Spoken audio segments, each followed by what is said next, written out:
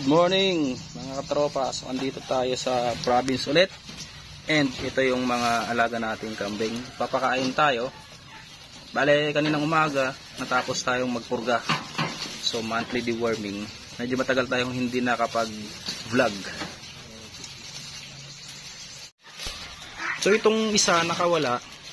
Bale ititrain natin to sa pastulan para hindi sila laging nakakulong, kasi mas maganda naman pag nakakarawan sila. Nakatulong para kumintab yung balahibo, dahil yung balahibo niya medyo magaspang, hindi ganun kagandahan, unlike yung mga nakapastol, shiny. So diniworm na nga natin sila kanina para matanggal na rin yung parasite sa katawan nila.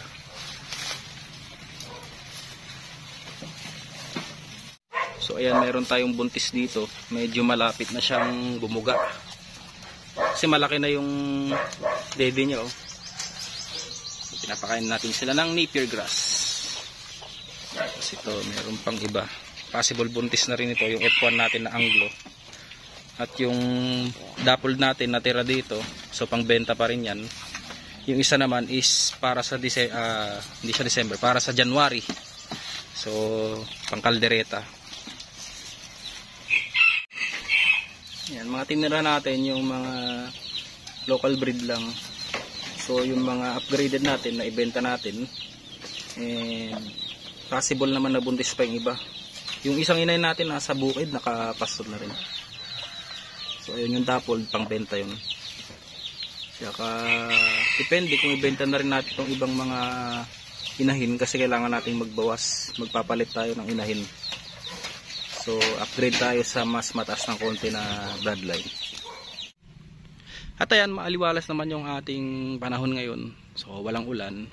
Sana nga tuloy-tuloy ito hanggang maghapon, kasi mahirap talagang manguha ng kumpay, lalo na kailangan ng mga alaga natin kumain, dahil nga nagpurga tayo kanina. So nagpalipas tayo ng 2 hours bago natin nabigyan naman yung first meal of the day nila. So update dito sa ating taniman ng napier grass. Ayan, medyo makikita ninyo dito na bawasan natin, may mga ilan-ilang na tumubo. Hindi pa nga tayo nakakapaglagay ng fertilizer, so mas maganda ito malagyan natin ng fertilizer, dahil mabilis siyang lalaki, tsaka mas maganda yung tubo niya. And yung sa kanang part, sobrang sukal na, yung ibang napier naghigaan na, tumubo na rin yung ibang stocks niya. So kailangan yan by this December, kung magkaroon tayo ng mahabang vacation, matanggal natin yung mga napier dyan, para just in case man kailanganin ulit natin ng panibagong pang silage, mas magandang i-silage, kasi nga yun, tansyado natin yung edad niya.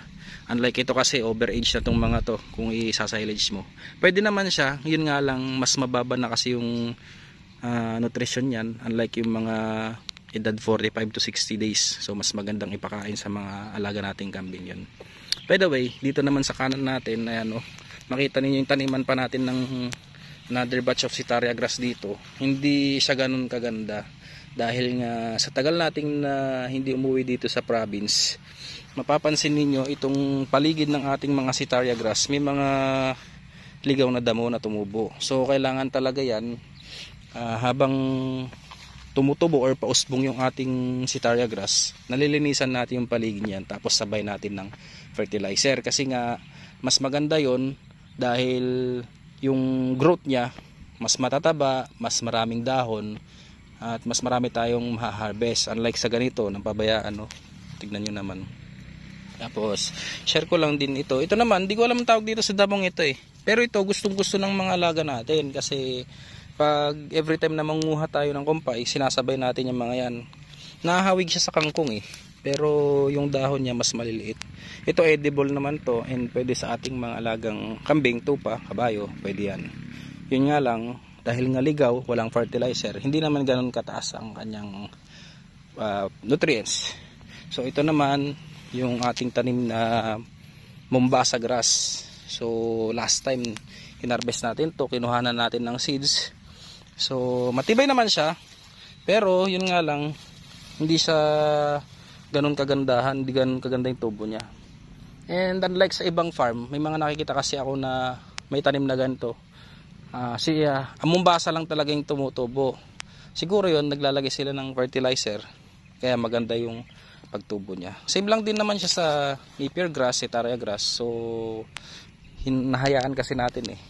Pero this December kung magkaroon tayo ng mabang bakasyon, asikasuhin natin dito. Tapos punta tayo dito sa ating tanim na mulatto grass.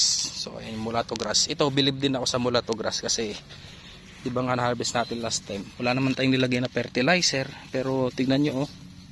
Napakabilis niyang tumubo. Maganda yung tubo niya. Tsaka mukhang matibay talaga yung root system niya dahil kapit na kapit siya sa lupa. Oh, kapit na kapit sa lupa. Hindi gaya nung setaria kasi. Pag yung setaria napabayaan mo, umaangat yung pinaka root system niya. Pag hinila mong ganun, natatanggal. Ito matibay oh. Dapat nga ito yung maparami natin eh. Oh. Tsaka maganda yung pagkakatubo niya. Oh. Wala pang fertilizer yan guys.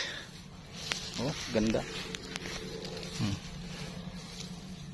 Tibay. Hinahatak ko pero nakapit talaga yung roots niya sa lupa. So ito sabi nila kahit i-graze mo dito yung mga alaga nyong kambing, hindi siya basta-basta mamamatay. Ayun, maganda siya oh.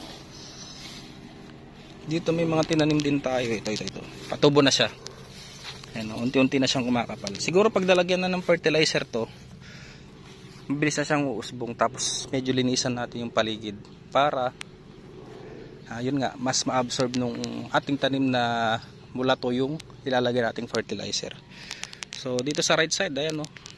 Sabi ko kanina, makapal na yung ating napier grass. Hanggang sa likod dyan, silip natin dito. Ayan, dito tayo sa right side. Papakita natin yung mga natira pang napier grass dito. Dito nga pala oh, sa kanan, mga punla ng kamote. So ito, gusto rin to ng mga alaga nating kambing. Hindi ko lang alam kung nakakuha sila last time. So ayan oh, tataas na. Tsaka pumapangit yung tubo niya pag yung kalat siya masyado. Mas maganda yung nakafocus lang yung nutrients dun sa mangilan-ngilang tumutubo. Oh, ayan oh, humiga na sila dahil nga sa bagyo noon. Tapos habang tumatagal, pumapayat yung dulo, nagkakabulaklak. Ayan, mga pakchong variety rin to. Ito yung last time mo napakita ko sa inyo, ang tataas. Tapos, dito nga pala, hindi ko napakita kanina, yung part na kinuhanan natin ng planting materials kasi nga may bumili sa atin. Di ba na-harvest na natin? Tignan nyo yung tubo niya. Oh. Sana ba? Natin makita. Masukal. Doon tayo sa kabila. Ayan, ganyan ang napier grass na pakchong. Oh, tignan nyo. Yung nakuhanan natin last time, ang taas na kaagad. So hindi tayo nakauwi ng 1 month. Ayan, mas kumakapal yung tubo niya, dumarami. Ayan. Hindi lalo pa to pag nilagyan natin ng fertilizer. Ito kasi hindi na natin nilagyan ng fertilizer. Oh. Pero yun yung ganyan siya kabilis tumubo.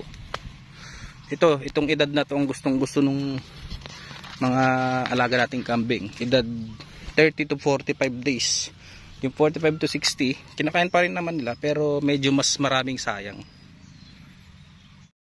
So yan lang munang mapapakita kong update dito sa ating farm ngayon dahil marami pa tayong gagawin this day.